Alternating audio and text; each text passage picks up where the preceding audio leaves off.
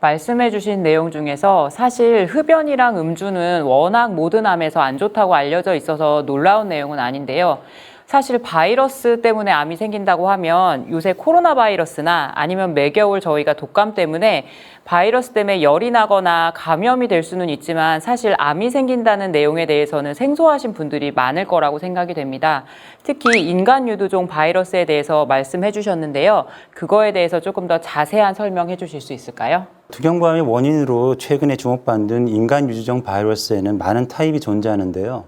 그중에는 우리 손발, 또 생식기 등의 사마귀를 만드는 것처럼 별로 심각하지 않은 질환을 일으키는 것도 있는 반면 자궁경부암이나 두경부암 같이 발암 원인이 되는 종류가 있습니다. 인간 유두종 바이러스는 이제 번호로 종류를 구별하는데요. 특히 두경부암의 원인이 되는 바이러스는 주로 16번과 18번 타입으로 알려져 있습니다. 우리나라에서도 인간 유두종 바이러스와 연관된 두경부암이 특히 두경부암 중에서도 목 뒤의 편도나 혀뿌리 등 우리가 구인두라고 하는 부위에 생기는 구인두암이 증가하는 것으로 알려져 있는데 국가질병통계에 따르면 2007년에 연간 1000명 정도의 구인두암이 발생했는데 2015년에는 1876명이 발생하는 것으로 알려져 있어서 크게 증가하는 것으로 관찰되고 있습니다. 근데 이와 같이 인간 유두종 바이러스 연관 구인두암의 증가 현상은 우리나라뿐 아니라 세계적으로 공통적으로 관찰되고 있습니다. 특히 미국에서는 인간 유두종 바이러스로 인해 생기는 구인두암이 이 바이러스 때문에 생기는 자궁경부암의 숫자를 넘어서는 것으로 이미 보고가 되고 있어서 큰 사회적 이슈가 되고 있습니다.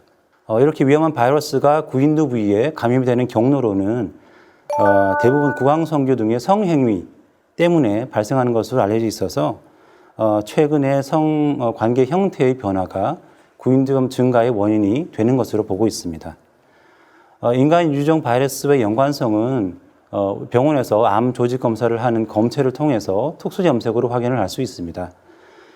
또 이 바이러스와 연관된 구인두암에 걸리신 분들은 앞서 우수은 교수가 말씀하셨던 술이나 흡연을 많이 한 고령의 남자 환자들과 달리 비교적 젊은 환자분들이 많은 것으로 알려져 있습니다. 또 하나 큰 특징은 이런 분들이 기존의 바이러스와 연관이 없는 고식적인 두경부암 환자분들에 비해서 수술적 치료나 방사치료의 반응이 좋아서 오히려 암 치료의 예후는 더 나은 것으로 보고가 되고 있다는 점입니다. 말씀해 주신 인간 유두종 바이러스가 자궁경부암도 일으킨다고 해주셨는데요. 사실 자궁경부암은 최근에 백신이 개발이 되면서 백신으로 암을 예방할 수 있다. 그래서 12세 이상 청소년들에게도 접종이 권유가 되고 있습니다. 그러면 똑같은 바이러스에 의해서 암이 유발된다고 하면 자궁경부암 백신을 맞는 것이 두경부암을 예방하는 데도 효과가 있을까요? 말씀하신 것처럼 인간 유두종 바이러스에 대한 예방 접종은 현재 우리나라에서도 2016년부터 만 12세 이상 여성 청소년을 대상으로 자궁경부암 국가예방 접종 사업을 통해서 시행이 되고 있습니다. 이 백신 접종을 통해서 항체가 형성이 되면은 인간 유두종 바이러스가 유발하는 자궁경부암뿐 아니라 연관되는 외음부암, 질암, 항문암 등도 같이 발생을 예방할 수 있는 것으로 알려져 있는데요. 안타깝게도 지금 말씀드리는 인간 유두종 바이러스 연관 구인두암은 이 백신 접종으로 예방할 수 있다는 연구가 충분히 이루어져 있지 않습니다. 그래서 아직까지는 우리나라에서 구인두암 예방 목적의 인간 유두종 바이러스 백신 접종은 시행이 되고 있지 않지만 미국 같은 경우는 CDC라고 우리나라 질병관리청 같은 기관에서는 남아에서도 인간 유두종 바이러스 연관 구인두암 예방 목적으로 인간 유두종 바이러스 백신 접종을 권장하고 있습니다. 따라서 우리나라에서도 인간 유두종 바이러스로 인한 구인두암의 폭발적인 증가에 관심을 기울이고 인간 유두종 바이러스로 인한 구인두암 예방 연구 결과가 더 발표가 된다면 국가 예방 사업에 포함이 될 것으로 기대를 하고 있고 대한갑상선 두경부외과학회에서도 많은 노력을 기울이고 있습니다.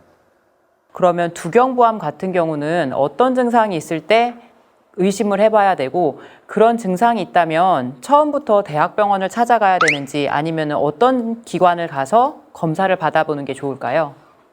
네, 앞에서 설명하셨듯이 두경부라는 영역은 입이나 인두, 후두, 타액선 여러 부위가 있어서 증상도 좀 다르게 나타납니다.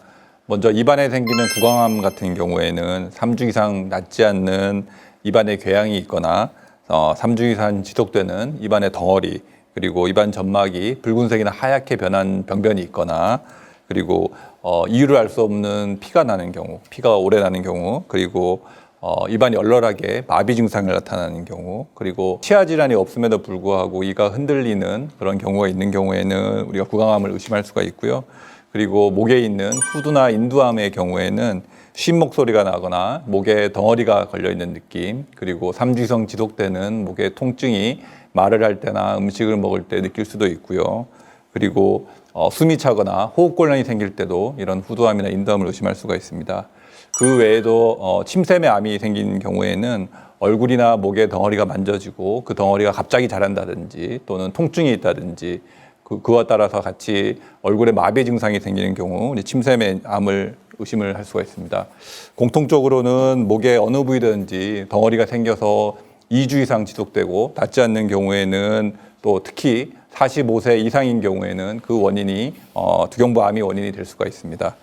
그래서 이런 증상들이 생기면 우선 가까운 이비인후과를 방문해서 이런 불편한 증상에 대해서 말씀을 드리고 두경부암과 관련되어 있는지 먼저 확인하는 게 좋겠습니다. 말씀하신 것처럼 이런 그 두경부암이 내가 의심이 될 때는 꼭 대학병원 등의 큰 병을 찾기보다는 이비인후과 의원이나 병원에서는 두경부암을 의심할 수가 있고 어느 정도 검사도 할 수 있고, 필요하다면 이런 진단과 치료를 위해서는 더 큰 병원으로 이렇게 의뢰를 하게 되기 때문에 가까운 이비인후과를 찾으시는 것을 권고해 드리겠습니다. 특히 40대 이상 담배를 오래 피신 분들 같은 경우에는 적어도 한 1년에 한 번 이상씩은 이런 목 등을 전부 포함한 두경부암에 대해서 전반적인 검진을 받아보시는 것을 추천드립니다.